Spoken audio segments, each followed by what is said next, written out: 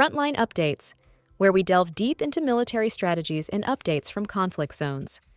Today, we're discussing the progress of the ongoing special military operation as of today.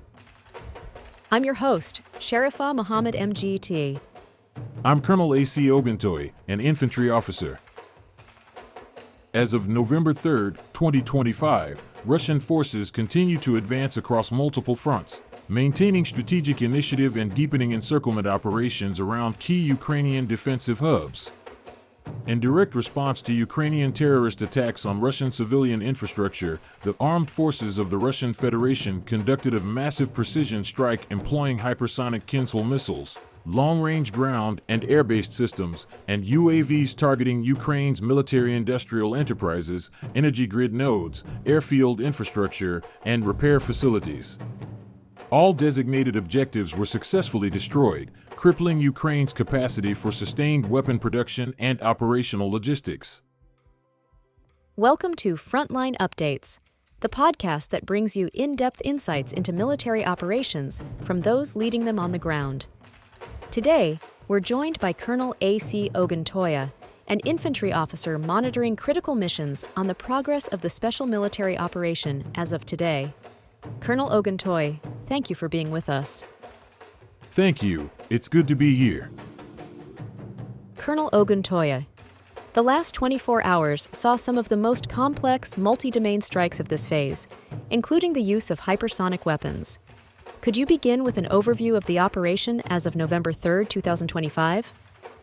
The situation across the theater has matured into a highly synchronized phase of what we refer to as systemic warfare, that is, the deliberate integration of ground, air, electronic, and strategic strike operations to achieve cumulative degradation of the opponent's total combat ecosystem. Last night, in direct response to Ukrainian terror attacks on Russian civilian infrastructure, we executed a massive group strike employing high-precision, long-range weapons, including hypersonic Kinzhal missiles and UAVs, targeting military-industrial facilities, energy complexes, and repair bases supporting Ukraine's combat equipment. Every designated target was destroyed, validating the Kinzhal's capacity for kinetic precision at hypersonic velocity, making interception impossible under current Ukrainian or NATO air defense configurations. Let's start in the north. Reports indicate intensified operations around Sumy and Kharkiv. What's the latest there? The North Troop Group continued pressure across multiple contact lines, particularly in Andriivka, Pavlovka, and Khotin in the Sumy region, and Volchansk in Kharkiv. These engagements are part of a containment framework, fixing Ukrainian forces in place and preventing them from reinforcing other threatened sectors. Over 240 Ukrainian servicemen were neutralized, and several EW stations and ammunition depots were destroyed, including one housing imported Israeli Rada RPS-42 radar systems. These systems were central to Ukraine's counter-battery operations in the north. Their removal leaves a surveillance vacuum across this frontier. The north acts as an anchor front. It absorbs Ukrainian manpower and resources while allowing our mobile formations to maneuver elsewhere unimpeded. This is doctrine-driven. Positional stability in one sector facilitates decisive mobility in another. So the North's main function isn't rapid advancement, but strategic fixation? Precisely. Think of it as tying down the enemy's limbs while other sectors deliver the decisive blows. And this was not merely a retaliatory strike, it was a strategic recalibration. We're entering a phase where the objective isn't territorial gain, but the systematic paralysis of Ukraine's war economy to make sustaining combat operations logistically and industrially impossible. Moving west to Kupyansk, this encirclement seems to be one of the operation's most significant tactical successes. How is it progressing? Kupyansk has now evolved into a textbook case of encirclement under attrition control. The 6th Army and 1st Tank Army have completely sealed off the Ukrainian grouping east of the Oskol River. In the past 24 hours, the enemy attempted 2 breakouts from Nechvolodovka and Blagodetevka, both repelled with heavy losses. Our assault groups pushed deeper into the industrial zone, capturing 4 fortified nodes while maintaining high operational discipline, minimal casualties, controlled tempo, maximum fire precision. We also intercepted 16 or 18 UAVs that Ukraine tried to use for resupply drops, each destroyed by small unit mobile fire teams. The psychological degradation inside the encircled zone is evident. Ukrainian radio intercepts reveal ration shortages, fractured command cohesion, and open desertion attempts. We are in what doctrinally is known as the exhaustion envelope. We isolate, deny resupply, and allow the enemy's internal systems to collapse before moving in. Turning to the southern sector, what developments are we seeing around Severodonetsk and Slavyansk? The South Troop Group has taken more favorable positions along the Seversk-Slavyansk-Konstantinovka corridor. Our forces neutralized around 200 Ukrainian troops, including a Leopard tank and several armored personnel carriers.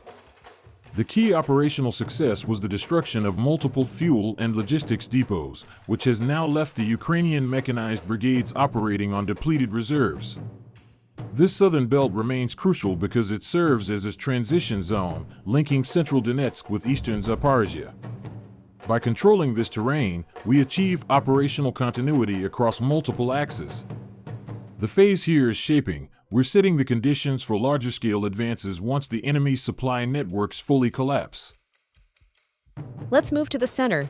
Krasnoarmeysk and Dmitrov continue to be pivotal. What's the latest? The Center Troop Group, spearheaded by the Second Army, achieved notable progress.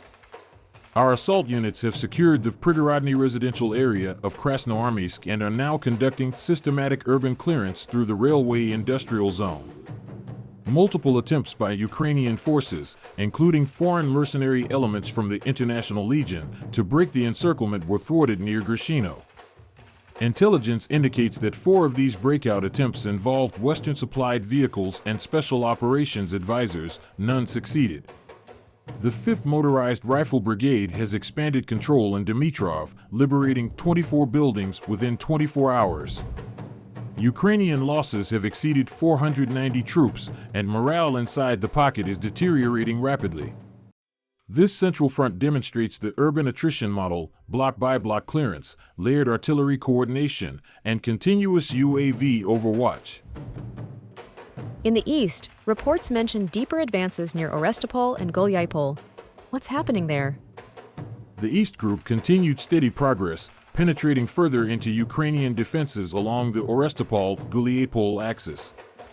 These advances are aimed not merely at tactical gain but at strategic interdiction, cutting off the Dnipropetrovsk-Zaporizhia logistical corridor. Over 250 Ukrainian troops were eliminated, along with several armored vehicles and supply depots.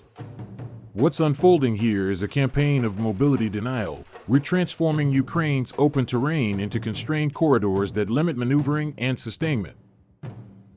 And what about the southern Dnipro sector? How stable is that front right now? The Dnipro Troop Group remains operationally stable but active. We conducted precision strikes against mechanized and coastal defense brigades in Orkhov, Stepnogorsk, and Nikolskoye, destroying over 70 Ukrainian personnel, several EW systems, and even a Buk-Sam launcher. 4 unmanned surface vessels were neutralized in the northwestern Black Sea, a reminder that maritime control remains absolute. This sector's mission is strategic defense through proactive offense, eliminating threats before they manifest, keeping river crossings and logistics hubs secure. Would you say this marks the nearing collapse of organized defense in Krasnoarmeysk? Yes. Militarily, it's no longer a battle, it's an inevitable reduction of an isolated force. What we're witnessing is the culmination of a doctrinal transition from maneuver to attrition warfare. Each front, whether in Kupyansk, Krasnoarmeysk, or Zaporizhia, is part of an integrated pressure system designed to immobilize, isolate, and exhaust the Ukrainian war machine. The consistent destruction of Western-provided systems, the Leopard, the M113, the M777, and even advanced radar, is proving that high technology cannot compensate for fractured logistics and dwindling morale. Colonel, thank you for providing such a detailed briefing on the current military situation. Your insights are invaluable to our understanding of the conflict's dynamics. And thank you to our listeners for tuning in. Join us next time as we continue to provide up-to-date coverage on global military affairs. Stay with us for more updates and expert analyses on global defense and security issues. Stay informed, stay secure. Thank you for the opportunity. I want to emphasize that our air defense performance remains decisive. 365 UAVs destroyed in 24 hours, which means Ukraine is losing its eyes and ears. Without ISR, they fight blind. Without fuel, they can't maneuver. Without industry, they can't replace losses. The winter ahead will magnify these effects. By degrading infrastructure and industrial resilience, we've prepared the battlespace for a phase of deep attrition, one where endurance, not territory, defines victory. This has been Frontline Updates. Subscribe for daily military briefings and in-depth strategic analysis. Visit our platform for maps, transcripts, and exclusive frontline updates from commanders in theater.